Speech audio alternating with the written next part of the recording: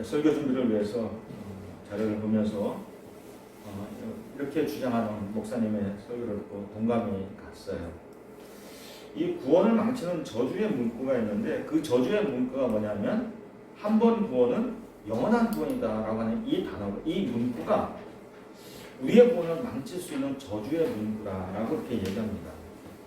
우리가 예수를 믿고 이제 침례를 받으면 두 가지를 가르치게 되는데 첫째는 뭐냐면 예수님의 보혈로 우리의 모든 죄가 다 씻음받았다, 다 용서받았다, 다 깨끗하게 됐다라고 가르칩니다. 두 번째는 뭐냐면 우리는 죄로 죽고 예수님으로 옷 입어서 예수님같이 살아야 한다라는 것을 가르치게 됩니다. 하지만 하루 아침에 예수님으로 옷 입혀지는 일은 일어나지 않는다는 것이죠. 그렇죠?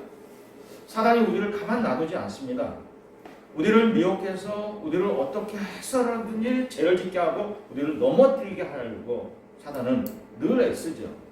그래서 성경을 보면 구원받은 사람은 죄를 짓지 않는다라는 것이 아니라 죄를 지속적으로 같은 죄를 짓지 않는다라는 것이에요. 죄를 안 짓는 게 아니에요. 이것이 예수로 옷 입고 살아가는 거예요. 우리가 예수로 옷 입으면 지속적으로 같은 죄를 짓지 않는다는, 반복적인 죄를 짓지 않는다는 거죠. 자, 문제는 사람들이 좋은 것만 선택하고 나쁜 것은 빼고 다루고 있다는 것이죠. 예수님의 보혈로 우리의 모든 죄가 다 씻음받았다라고 하는 건 너무나도 좋아요.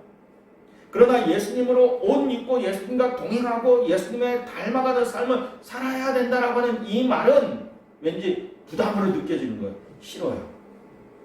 예수님과 동행하고 닮아야 한다라고 하는 것은 은근슬쩍 넘어가고 애써 무시하려고 하는 경향이 우리에게 있다는 것이에요. 그래서 많은 성도들이 어떠한 죄를 짓든지 죄는 항상 예수님의 보혈로 다 씻겨졌으니까 나 구원 받았다, 나 구원이 있다, 철석같이 믿는다는 거죠. 그리고 한 번 구원은 영원한 구원이다라고 하는 확신을 갖고 있다는 것이죠. 물론 이게 잘못됐다는 것이 아닙니다. 그러나 어느 한편에서는 이것이 우리가 잘못 적용하고 있다는 얘기죠. 자, 그런데 영어 성경에서 구원에 대한 개념을 설명하거나 구원을 지칭할 때 영어로 디파지트라고 하는 단어를 사용하는데 이 디파지트라고 하는 이 단어는 다운 페이먼트라고 하는 의미가 있어요. 이 다운 페이먼트라고 하는 것은 뭐냐면 집을 사거나 자동차를 살 때 대금의 일부를 선금을 내지만 나머지 금액은 지불 계획서를 세워서 매달 은행에다가 분할로 지불하는 방식이 이것이 뭐죠? 이게 이런 의미가 있다는 것이죠. 근데 여러분 만약 우리가 집을 사고 자동차를 샀는데 할부금을 그때그때 내지 못하면 이자를 그때그때 내지 못하면 어떤 일이 생기게 됩니까? 은행에서 사업이 들어오는 거예요. 가져가 버리는 거예요. 근저당 설정을 해놨기 때문에 가져가 버리는 거예요. 자, 구원은 그래서 이 디파지트라고 하는 이 개념으로 생각해야 된다는 것이죠. 지금 당장은 우리가 예수님의 보혈로 인해서 구원을 받았어요. 구원이 있어요. 그러나 삶에 있어서 구원에 합당한 열매를 맺어가야 된다는 것이죠. 대출금을 갚지 못하면, 할부금을 갚지 못하면 자동차나 집이 다시 환수되는 것처럼 우리의 구원도 그럴 수 있다는 것, 그런 측면이 있다는 것이죠. 우리의 삶이 계속되는 한 우리는 계속해서 구원에 합당한 열매를 맺음으로 인해서 지불해 나가야 된다는 것이죠. 자, 구원받은 사람은 반드시 거듭났다라고 하는 거듭났다라고 이걸 보여주는 표징이 있는데 그 첫 번째는 뭐냐? 말씀에 대한 갈급함이 항상 있어요. 말씀에 대한 갈급함이 우리에게 항상 있어야 되는 거죠. 그렇죠? 구원받았다면 어떻게 해서라도 말씀을 들어야 되겠다라고 하는 그런 갈급함이 우리에게 있어야 된다는 것이에요. 두 번째는 뭐냐면 죄에 대한 민감성이에요. 이전에는 죄가 아니라고 생각했던 것도 죄로 느껴지기 시작한다는 거예요. 세 번째는 뭐냐면 징계가 있다는 거예요. 하나님의 징계가 있어요. 하나님은 그 자녀들이 죄를 지으면 인생의 채찍을 들어서 징계하십니다. 만일 죄를 졌는데도 불구하고 우리에게 하나님의 징계가 없다면 자신의 구원과 거듭남에 대해서 의심해봐요. 하나님 우리를 사랑하시기 때문에 때로는 하나님이 우리의 잘못에 대해서 명확하게 말씀하셔요. 명확하게 징계하셔요. 우리는 그 징계를 하나님 나를 징계하시는구나. 나를 매맞게 하시는구나. 라고 느껴져야 돼요. 네 번째는 뭐냐면 주님을 위해서 주님과 동행하고 살고 싶다라고 하는 열망이 생긴다는 거죠. 나 같은 죄인을 용서해 주시고 구원의 길을 열어주신 하나님께 감사하게 되고 찬양이 저절로 나오게 되고 주님을 위해서 살고 싶다라고 하는 마음이 생겨난다는 것입니다. 다섯 번째로는 복음을 전파해야 된다라고 하는 정체 모를 의무감이 우리 가운데 생긴다는 부담감이 있다는 것입니다. 어떻게 하면 저 사람에게 복음을 전할 수 있을까? 복음을 다른 사람에게 알려야 하는데 어떻게 해야 할까라고 하는 이 고민거리가 우리에게 생긴다는 거지. 이러한 것들이 우리가 구원받았다라고 하는 표징이 된다는 거지. 여러분 구원받고 거듭나셨습니까? 이러한 표징이 우리에게 있기를 주의 이름으로 축원합니다. 구원은 너무나도 중요한 문제예요. 절대로 착각하거나 잘못돼서는 안 되는 문제입니다. 반드시 해결해야 될 위급한 문제예요. 우리가 긍정적인 기대를 전제로 한 근거 없는 이 확신, 한번 구원은 영원한 구원이라고 하는 이 확신, 이거는 참으로 위험할 수 있다는 거죠. 자신이 정말로 구원받았는지 그리고 거듭났는지 합당한 열매를 맺고 있는지 점검하고 또 점검하고 의심하고 또 의심하도 모자람이 없다는 것입니다. 왜 그럴까요? 죽음이라고 하는 것은 이 순간에도 한 걸음씩 우리에게 다가오고 있습니다.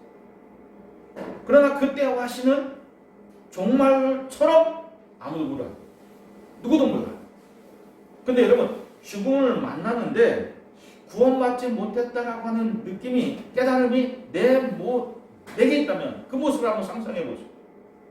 죽는 순간 나는 구원받지 못했다? 내가 예수를 잘 믿었는데 교회를 잘 다녔는데 죽는 순간 나 구원받지 못했네. 죽은 순간 나는 천국 가 있어야 되는데 아니 여기 어디야? 엉뚱하게 지옥에 와 있네? 여러분 이거 난감한 거 아니에요? 이거 기가 막힌 거 아니에요? 이런 일이 우리에게 있지 않도록 우리는 점검하고 또 점검하고 의심하고 의심해야 된다는 거예요. 이보다 더 끔찍한 일이 우리에게 없을 겁니다. 그러니까 여러분 한 번 구원은 영원한 구원으로 알고 있었는데 만일 아니라면 어떻게 하실 건가? 그것을 알았을 때는 이미 기회가 없다는 것이에요. 자, 육신의 죽음을 앞둔 예수님은 우리에게 이것을 잃을 것이 너무 많다라고 얘기했어요. 자, 12절 말씀해 봅시다. 내가 아직도 너희에게 잃을 것이 많으나 지금은 너희가 감당하지 못하리라. 예수님은 자신의 때를 아셨어요. 자신이 십자가를 지고 돌아가실 때를 아셨어요. 또 세상이 어떻게 돌아갈 건가를 알고 계시고 제자들 한 사람 한 사람의 삶이 어떻게 되는지도 아시고 계세요. 예수님이 이 모든 것을 모르면 할 말이 없겠죠. 그러나 예수님은 모든 것을 다 아시기 때문에 할 말이 너무나도 많은 거예요. 그런데 이것을 다 얘기하면 제자들이 다 감당 못해요. 내가 너에게 잃을 것이 많으나 너희가 지금은 감당하지 못해. 내가 요것만 얘기한다. 그래서 주님이 죽음을 예비하고 준비하셨습니다. 그러나 예수님을 따르는 제자들은 죄 없으신 예수님이 왜 죽어야 하는지, 또 예수님 입장에서는 3년간 제자들과 함께하면서 제자들을 가르친다고 가르쳤는데 아직도 부족함이 많은 거예요. 제자들이 너무나도 모르고 있는 것이 너무나도 많은 거예요. 그래서 죽음을 앞둔 예수님이 가장 걱정되는 부분이 뭐냐면 1절 말씀입니다. 1절 같이 읽을까요? 자, 시작. 내가 이것을 너희에게 이름은 너희로 실족하지 않게 하려 함이니라. 제자들이 실족하지 않았으면 좋겠다는 거죠. 제자들이 실족해서 나를 버리는 일, 나를 모르겠다고 하는 일, 구원 받았다고 하면서 마지막 죽음의 순간 구원을 놓치는 일이 없었으면 좋겠다는 것이. 예수님이 죽은 뒤에 어떤 일이 벌어지게 됩니까? 제자들은 예수님이 자신들의 곁을 떠난다라고 하는 이야기를 듣고는 주님이 자신들을 떠난다라고 하는 이 사실만을 생각하고 그 뒤에 어떻게 될 것인가는 감히 생각도 안 하고 있어요. 주님이 죽으시고 떠나신다고만 하니까 그냥 절망이 찾아와서 자포자기 상태, 그런 상태에 놓여 있어요. 그 뒤에 일을 감히 생각조차 못하고 시리에 빠져 있는 거예요. 자, 5절 6절 한번 볼까요? 5절 6절. 자, 시작. 지금 내가 나를 보내신 이에게 가는데 너희 중에 나더러 어디로 가는지 묻는 자가 없고, 예수님께 아무런 묻고 대답하는 자가 없고, 예수님께 물어보는 사람이 없어요. 그냥 침묵만 흐르고 있어요. 그래서 시작. 도리어 내가 이 말을 함으로 너희 마음에 근심이 가득하도다. 자, 이 말씀은 예수님이 제자들에게 왜 내가 떠나고 난 뒤에 어떻게 되는지 묻는 사람이 없냐, 왜 그렇게 다들 낙심하고 침울해 있기만 하고 그 뒤에 주어질 하나님의 놀라운 일에 대해서는 기대하는 자가 없느냐라고 지금 말씀하시는 거예요. 내가 너희 곁을 떠난 뒤에 실망하지 않고 낙심하지 않고 실족하지 않았으면 좋겠다, 그런 일이 없었으면 좋겠다라고 말씀하시는 거예요. 예수님이 제자들 곁을 떠나면 제자들에게는 나쁜 일도 있고 또 좋은 일도 있을 것입니다. 내가 너희와 함께 있을 때보다 더 좋은 일도 있다라고 말씀하세요. 그 7절 말씀, 그 말씀이죠. 내가 너희에게 실상을 말하노니 내가 떠나는 것이 너희에게 유익이다. 뭐라고요? 네, 예수님의 제자들 곁을 떠나는 것이 너희에게 유익이다라고 얘기해요. 왜? 내가 떠나지 아니하면 보혜사가 너희에게 오시지 아니할 것이요, 가면 내가 그를 너희에게 보내리라. 내가 떠나면 너희에게 누가 와요? 보혜사 성령님이 오십니다. 나쁜 것부터 말씀합니다. 예수님이 제자들 곁을 떠나고 나면 어떤 일이 있느냐? 제자들이 출교당하고 어떤 이들은 죽임을 당하는 이들도 있을 것을 말씀하셨습니다. 자, 2절 말씀입니다. 자, 시작. 사람이 너희를 출교할 뿐 아니라, 같이 시작. 사람들이 너희를 출교할 뿐 아니라 때가 이르면 무릇 너희를 죽이는 자가 생각하기를 이것이 하나님을 섬기는 일이라 하리라. 여러분, 유대인들이 유대 사회에서 출교당한다는 것은 모든 것을 잃어버리고 빼앗기는 것을 얘기합니다.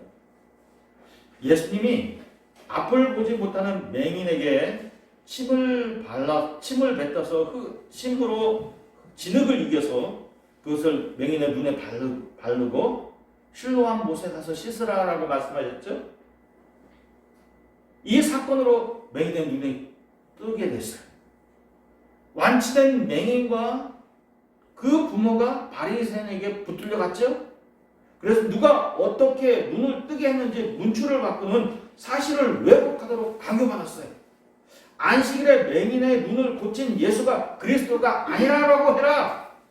그리스도로 시인하지 못하도록 반강제적으로 종교 교육을 받았어요. 세뇌 교육을 받았어요. 맹인의 부모는 출교될 것이 두려워서 모든 것을 성인이 된 아들에게 직접 물어보라고 아들에게 떠넘겨버렸어요. 왜 그랬을까요? 출교되는 것이 두려워서. 출교되면 모든 것을 잃어버리고 빼앗기기 때문에 그렇다는 거예요. 밤에 예수님을 찾아와서 거듭남에 대해서 물었던 니고데모가 있습니다. 이 니고데모에 대해서 뭐라고 하냐면, 니고데모는 부자요 관원이었다라고 얘기해요. 그러니까 국회의원이었어, 부자였어. 전통에 따르면 이 니고데모가 훗날 예수님의 제자 중 한 사람이 되었어요. 그러니까 예수님이 죽으시고 나서 예수님의 장례를 지냈던 사람이 이 니고데모였죠. 근데 그로 인해서 그는 사회적인 모든 지위와 재산을 다 빼앗겠다는 것이에요. 여러분, 혹시 철로역정이라고 하는 그 소설이나 영화를 본 적이 있는지 모르겠어요. 철로역정을 보면 그 당시의 사회상을 우리가 엿볼 수 있어요. 새로운 총독이 부임해 왔습니다. 그런데 그날 어떻게 해서 실수로 인해서 지붕 위에서 올라가 구경을 하다가, 그죠? 지붕 위에 올라가서 구경을 하다가 그만 기계와 몇 장이 떨어져 버렸어요. 근데 그걸로 인해서 반역으로 물려버렸어요. 그리고 그 가정이 풍지박살됐어요. 가족들은 뿔뿔이 다 흩어지게 됐고, 죄인의 몸이 돼서, 주인공은 죄인의 몸이 돼서 종으로 팔려가는 거예요. 노예가 돼버렸어요. 그러니까 여러분, 출교당한다는 것은 사회적인 지위와 재산을 다 빼앗길 수 있고, 또 인간관계, 친인척 관계를 다 단절될 수 있다는 것이에요. 출교당한다는 것은 그 사회로부터 모든 것을 잃고 추방된다. 근데 이보다 더 큰 일을 당하게 되는데 그 일이 뭐라고 해요? 죽음도 당할 수 있다는 거지. 근데 여러분, 죽임을 당하는데 죽이는 이들이 뭐라고 얘기하냐면 이렇게 하는 것이 하나님을 섬기는 일이다라고 얘기한다는 것이에요. 이거 기가 막히지 않아요? 아니, 죄 없는 사람을 죽이면서 저들이 하는 말, 이것이 하나님을 섬기는 일이라고 그렇게 얘기한다는 것이에요. 그렇게 주장한다는 것이에요. 같은 하나님을 믿는데, 하나님을 믿는다고 하는 사람이 어떻게 그렇게 생각하고 그렇게 행동할 수 있을까? 그렇게 사람을 죽일 수 있을까? 우리가 다른 교인을 만나는 어떤 마음이 들죠? 형제 같고 자매 같고 가족 같은 그런 마음이 들어요. 그래서 나와 같은 하나님을 섬기는 사람이 나를 이단으로 정죄하고 나를 이단으로 몰고 나를 죽이면서 하는 얘기가 뭐냐면 하나님이 하나님을 섬기는 이런 일은 하나님을 섬기는 일이다 라고 한다면 어때요? 어이상식이에요. 기가 막힌 일이 혼동스러워요. 아니, 나도 하나님을 잘 섬기는데 왜 저도 하나님을 잘 섬긴다고 하면서 왜 나를 죽여? 이게 혼동스러워. 갈등이 생겨. 어떻게 이러한 일이 일어날 수 있을까? 그러나 하나님을 아는 지식 없이 열심만 있으면, 오늘 제목처럼 하나님을 아는 지식 없이 열심만 있으면 이런 행동을 할 수 있다는 것입니다. 우리 역시 마찬가지입니다. 하나님을 아는 지식 없이 열심만 있으면 내 믿음 가지고 다른 사람을 죽일 수 있다는 거예요. 그리고 그런 행동을 하나님을 위해서 내가 의로운 행동을 했다라고 주장할 수 있다는 거예요.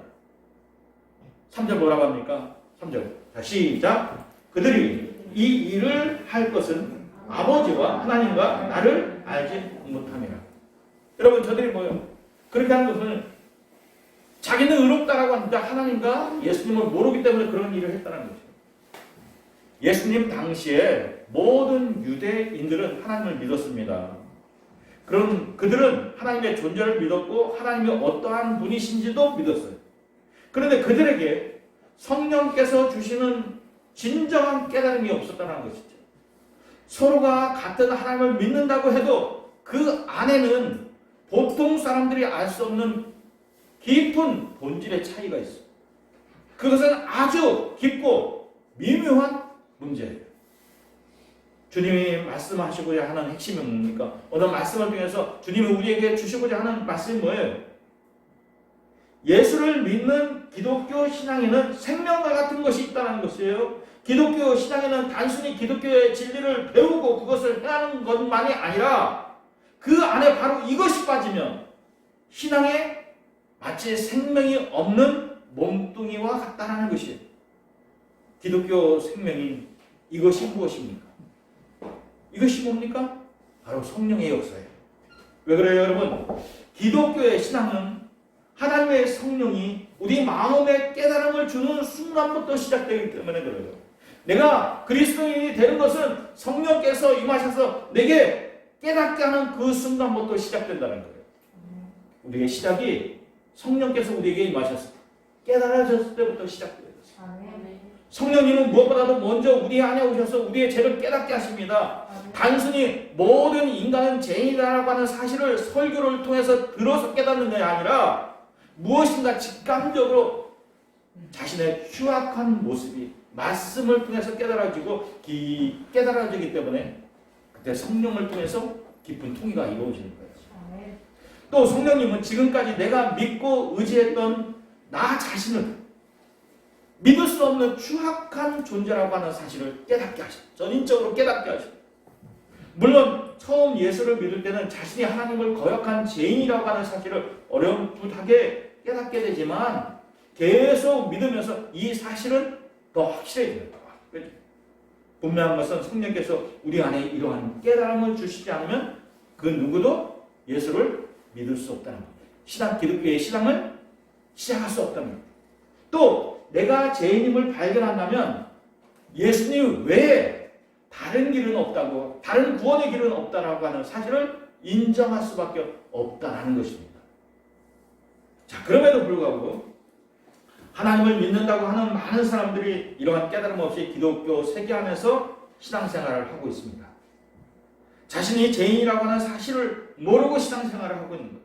그러니까 여러분, 예수를 믿는다고 말하면서 예수가 그 안에 없는 겁니다.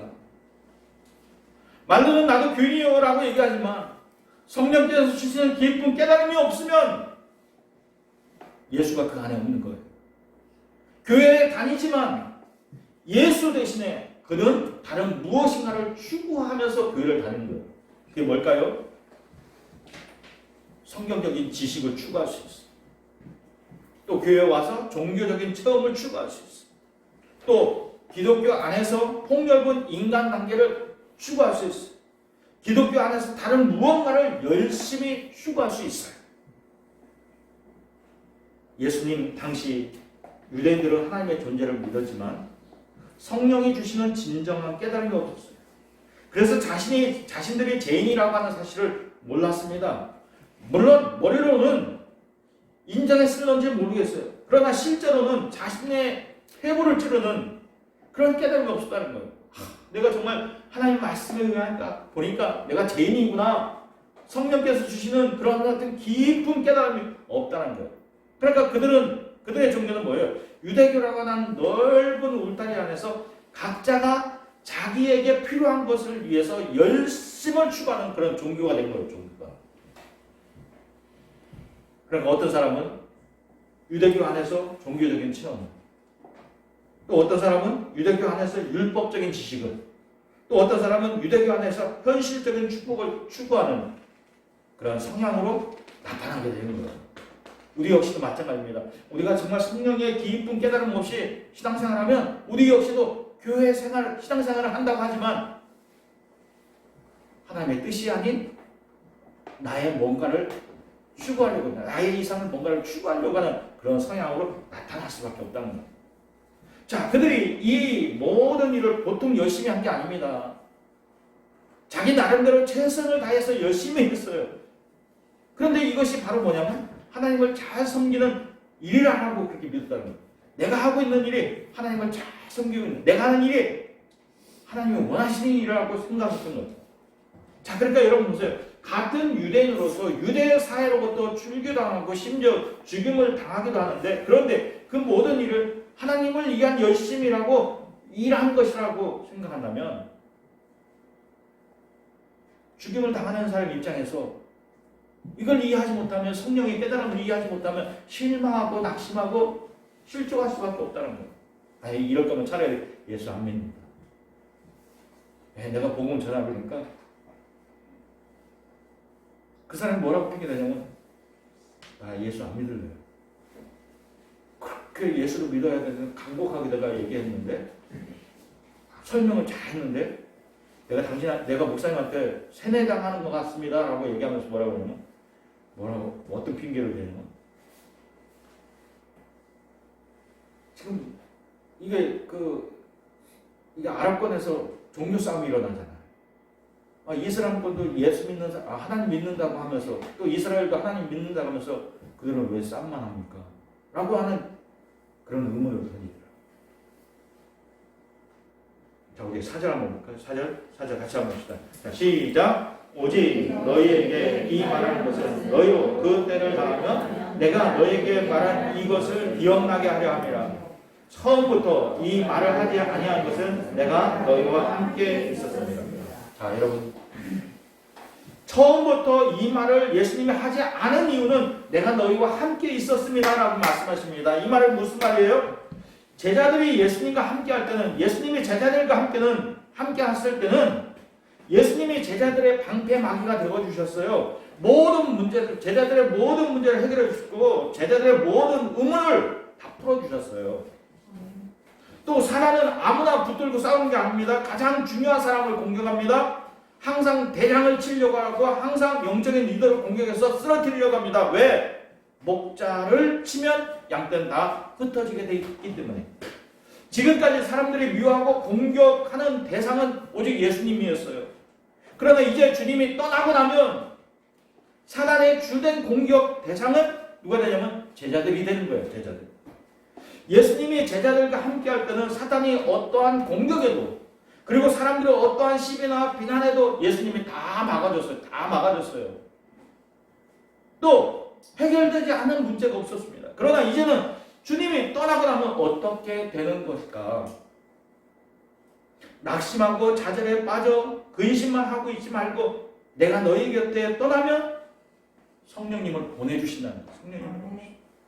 7절 한번 다시 한번 보세요.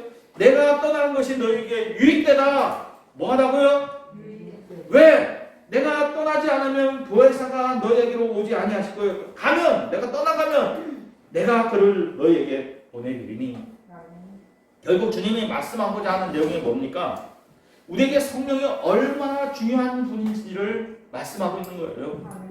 주님이 제자들과 함께 했던 것처럼 이제 성령이 오시면, 주님은 떠나가지만 성령이 오시면 주님이 제자들과 함께 했던 것처럼 그 이상의 것으로 제자들을 함께 하신다. 제자를 보호하신다. 제자를 지켜주신다. 제자들을 인도해 주신다. 성령이 오시지 않으면 우리는 참된 신앙인 것조차도 시작조차도 못하게 됩니다. 자기 나름대로 열심히 기독교 신앙생활을 한다고 하더라도 그것은 결국은 따지고 보면 그냥 하나님을 대적하는 거예요. 여러분 그렇잖아요. 제자들을 죽이면서 이것이 하나님을 위한 일이다라고 얘기하는데 그건 어떤 일이에요? 하나님을 대적하는 일이잖아요. 그렇다니까 성령의 깨달음 없이 그냥 열심만 있으면, 종교적인 열심만 있으면 결국은 하나님을 향해서 대적하는 일을 하게 되는 것이에요. 성령이 오시지 않으면 인간의 노력은 아무런 소용이 없습니다. 인류의 소망은 오직 성령께서 믿는 자 위에 부어주시고 그들을 통해서, 그들의 통로로 이 세상에 계속 하나님의 은혜가 부어져 가는 것이 이게 세상의 소망입니다. 오직 성령께서 우리에게 새 마음을 주시고 새로운 능력을 주셔서 우리의 힘으로 할 수 없는 것을 우리는 기쁨으로 할 수 있게 된다는 것입니다. 자, 그렇다면 같은 하나님을 믿는 자 안에서 일어나는 긴장과 갈등은 무엇을 의미합니까? 이것은 우리의 힘으로 믿는 것은 아무런 소용이 없다. 내 힘으로 믿는 것은 아무런 소용이 없다. 또 얼마나 성령이 중요한 분인가를 이거는 드러내는 증거라는 것입니다. 그래서 여러분, 같은 하나님을 믿는 자들로부터 미움과 박해를 당하는 것을 우리는 두려워하지 말아야 돼요. 왜? 내 안에 누가 계셔요? 성령이 계셔요. 주님이 제자들과 함께 계실 때 제자들에게 하신 그 이상으로 성령님이 우리의 모든 문제를 해결해 주시고 우리의 모든 의문을 다 풀어주시고 해결되지 않은 문제가 없다는 것이에요. 마태복음 10장 19절 20절에 이렇게 말씀하시는 성령님에 대해서 같이 한번 볼까요? 너희를 넘겨줄 때에 어떻게 또는 무엇을 말할까 염려하지 말라. 그때 너희에게 할 말을 주시니 말하는 이는 너희가 아니라 너희 속에 말씀하시는 이 곧 너희 아버지의 성령이시라. 여러분, 내가 감옥에 갇혔어. 내가 죽음의 위기에 있었어. 놓였어요. 그때 내가 말하는데 내가 말하는 게 아니라 내 안에 누가 계셔서? 성령이 계셔서 성령이 말하는 거예요. 성령께서 이렇게 역사하신다. 자, 왜 주님이 제자들 곁을 떠나는 것이 유익되는지 아시겠습니까? 예, 맞습니다. 예수님이 제자들 곁을 떠나는 것이 우리에게 유익됩니다. 제자들이 육신의 주님과 함께 있을 때보다 더 강하게, 더 온전하게, 더 완전하게 될 것이기 때문에 그렇습니다. 예수님이 육신으로 그들과 함께 있을 동안 그들의 속사람은 변하지 않았어요. 예수님이 3년 동안 제자들과 함께하면서 계속해서 하나님 나라에 대해서 말씀하셨지만 제자들이 크게 변하지 않았어요. 그들은 늘 있는 그대로의 모습이에요. 아무리 예수님이 많은 말씀을 하시고 많은 것을 가르치셨어도 잘 깨닫지 못하고 금방 잃어버리고 또다시 자신의 능력과 자신의 열정과 자신의 똑똑함만 의지하는 거예요. 그러나 진리의 성령께서 오시면 우리를 깊은 진리 가운데로 우리를 성령께서 이끌어 가시고 성령께서 우리를 깨닫게 하신다는 것이죠. 또 확신을 갖게 하시고 우리 속에 있는 모든 죄성을 치료할 뿐 아니라 성령님은 시간과 공간의 제한 없이 우리 모두를 도우실 수 있다는 거예요. 그러니까 여러분, 예수님이 계실 때는 예수님이 한 사람 한 사람을 만나요. 문제가 해결됐어요. 그러나 이제 성령께서 오시면 성령은 시간과 공간을 제한이 없으시니까 누구든지 아무 때든지 어디서든지 성령께서는 역사하신다. 그러니까 예수님이 우리 곁을 떠난 것이 우리에게 유익되다 라고 말씀하시는 거예요. 우리와 함께 계시는 성령님의 도우심이 없이 사는 것은 가장 훌륭한 의사를 가까이 두고도 혼자서 병을 나아보겠다고 치료해보겠다고 이 약 저 약을 먹는 것과 같습니다. 또 성령의 도우심 없이 사는 것은 자기의 가장 훌륭한 코치를 내 가까이에 두고서도 자기 혼자 시합에 나간다고 달밤에 혼자 체조하는 것과 같습니다. 우리 모두는 성령의 도우심이 꼭 필요합니다. 성령님만이 우리에게 참으로 하나님의 뜻에 맞는 참된 신앙과 삶을 우리가 인도해 주실 것입니다. 오직 성령 안에 거하는 삶이 있기를 주의 이름으로 축원합니다. 그래서 주님이 말씀하시는 것을 기억하고 기억나게 하고 실족하지 않게 된다는 것입니다. 오직 성령 안에 거하는 삶이 우리에게 있기를 주의 이름으로 축원합니다. 기도하겠습니다. 오늘 주신 말씀 생각하면서 주님, 내가 내 능력이나 내 힘이나 내 지식이 아니라 성령께서 주시는 능력으로 주님 행하기를 원합니다. 날마다 성령님과 동행하는 그런 삶을 살기를 원합니다. 성령님, 내게 임하셔서 나로 하여금 죄에 대해서 깊이 깨닫게 하시고 하나님이 이루시는 의에 대해서 주님 깨닫는 믿음을 더해 주시기를 원합니다. 우리 한번 그렇게 한번 같이 한번 기도하겠습니다. 기도합니다. 아버지 하나님